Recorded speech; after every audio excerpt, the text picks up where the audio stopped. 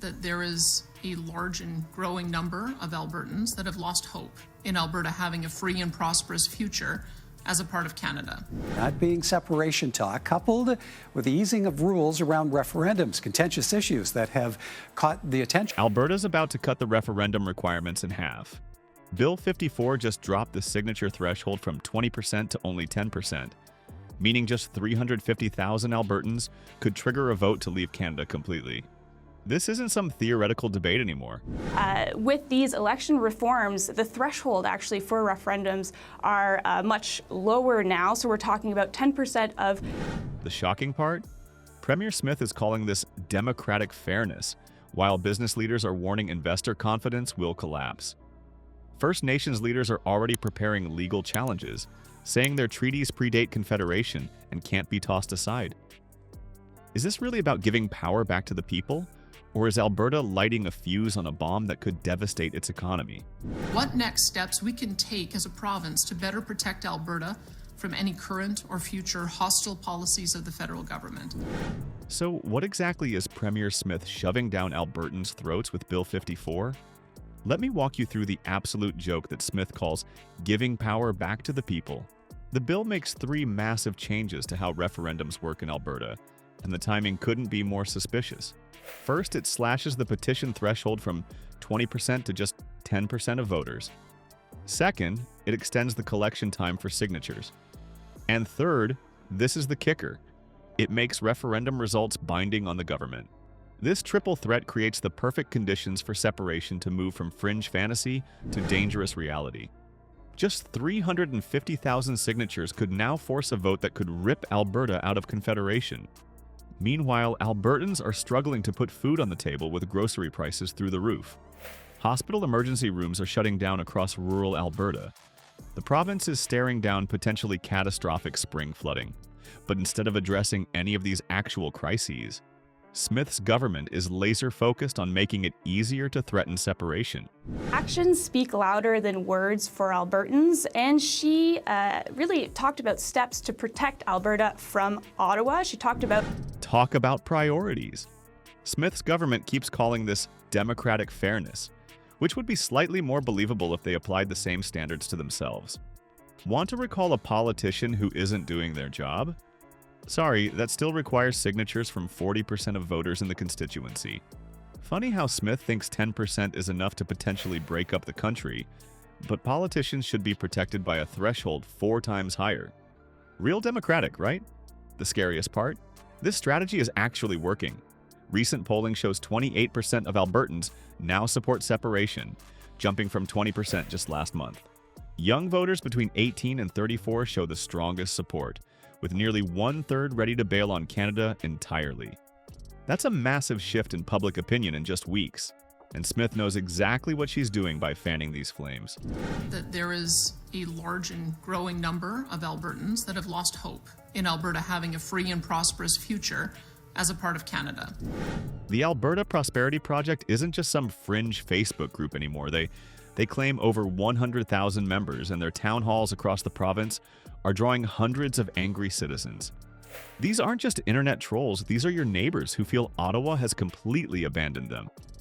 They're running sophisticated social media campaigns with the hashtag #AlbertaFirst, generating hundreds of thousands of interactions. This isn't a joke anymore, it's becoming a movement.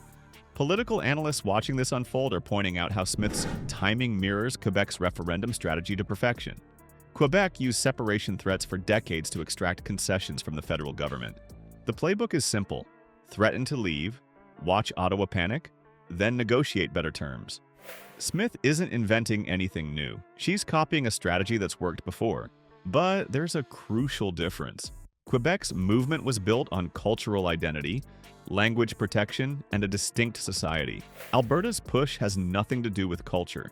It's driven almost entirely by economic anxiety and the fight for resource control. Albertans aren't worried about losing their identity. They're worried about losing their livelihoods. Make no mistake, this isn't actually about giving everyday Albertans more power. It's a calculated political weapon pointed directly at Ottawa that makes separation just easy enough to threaten without addressing the real crises happening in Albertans' lives. Smith isn't trying to solve anything. She's manufacturing a constitutional crisis to distract from her government's failures. The question isn't whether Albertans deserve more say in their future, and of course they do. The question is whether threatening to blow up Confederation is the right tool when rural hospitals are closing their doors and families can't afford groceries. Smith is offering a solution to a problem most Albertans didn't even have, while ignoring the problems they actually face every single day. The alternative, mediation has failed. And so our only alternative is to now file for a divorce from Canada. When your house is on fire, you don't need someone offering to redraw the property lines. You need someone to put out the damn fire. But Smith would rather hand Albertans a map and a pencil than a fire extinguisher. That's not leadership. It's distraction politics at its absolute worst.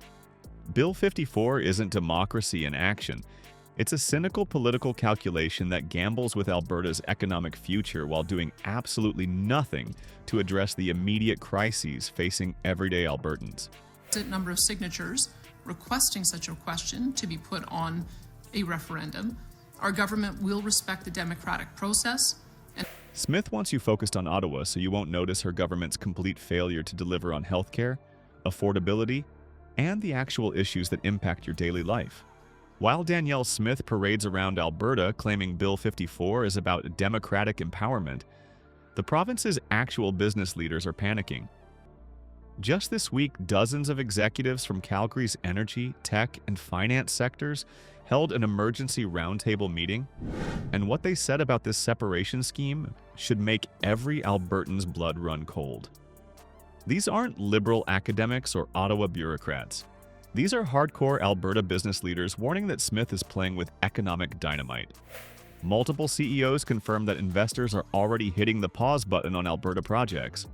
One energy executive admitted his company has frozen 3 expansion projects worth over $2 billion until this referendum nonsense gets resolved.